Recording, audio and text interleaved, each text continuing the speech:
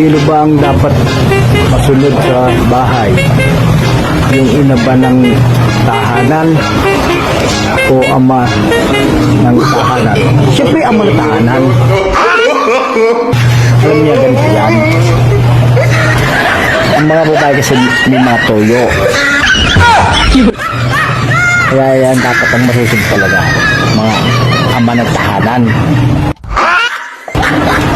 Diba? Kaya pangatawan natin asin natin. Aba, sinong may toyo? Hindi, may nagtatanong kasi dito sa comment section kung papaturo ng pagluluto adobo. Sabi ko, nilalagyan toyo. Isa nga, may ano pa yan, paminta, suka, sibuyas, luya, ganun, bawang. Sige na, mamaya na lang. Nakikinig pala eh.